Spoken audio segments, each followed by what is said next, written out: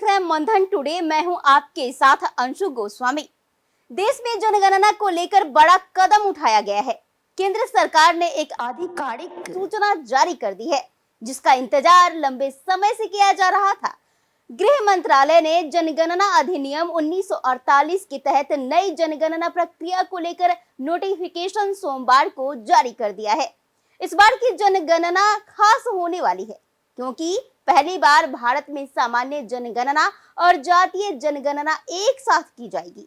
अधिसूचना जारी होते ही जनगणना से जुड़ी सरकारी एजेंसियों ने तैयारी शुरू कर दी है। सबसे पहले फील्ड में काम करने वाले कर्मचारियों की नियुक्ति की जाएगी। इसके बाद उन्हें प्रशिक्षण दिया जाएगा और फिर जनगणना के लिए आवश्यक फॉर्मेट और डिजिटल टूल्स तैयार किए जाएंगे। उसके बाद विभिन्न क्षेत्रों में फील्ड वर्क की योजना भी बनाई जाएगी। 2 चरणों में होगी जनगणना प्रक्रिया। पहला चरण मकान सूचीकरण और सुविधाओं की गणना। इस चरण में गणनाकार प्रत्येक मकान का भौतिक सर्वेक्षण करेंगे और मकानों की स्थिति, उसमें उपलब्ध सुविधाएं जैसे बिजली, पानी, शौचालय, रसोई आदि के अलावा संपत्ति की स्वामित्व और वाहन जैसी चीजों की जानकारी जुटाई जाएगी। ये चरण पूरी जनगणना की नींव मानी जाती है। दूसरा चरण जनसंख्या की गणना।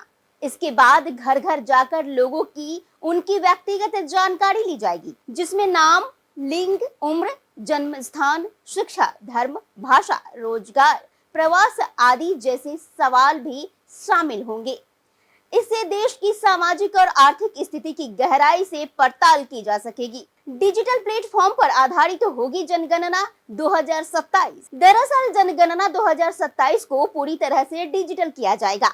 इसके लिए एक विशेष सॉफ्टवेयर तैयार किया गया है, जिससे कि जाति, उपजाति और अन्य पिछड़ा वर्ग ओबीसी से संबंधित कॉलम भी जोड़े गए हैं।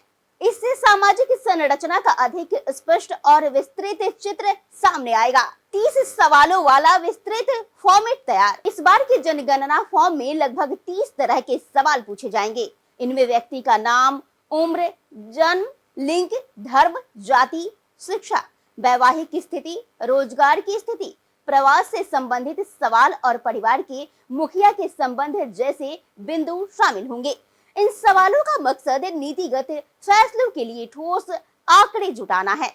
इसके अतिरिक्त ये जनगणना राष्ट्रीय जनसंख्या रजिस्टर एनपीआर के साथ जोड़ी जाएगी, जिससे कि एकीकृत डेटा तैयार हो सकेगा। इस डेटा का उपयोग केंद्र और राज्य सरकारें अपनी योजना के निर्माण और समाज कल्याण से जुड़ी नीतियों में करेगी। जनगणना 2027 भारत की एक नई शुरुआत होगी, जिसमें कि पारंपरिक पद्धति और तकनीकी नवाचार का समावेश होगा, ताकि देश की सच्ची सामाजिक और आर्थिक तस्वीर सामने आ सके।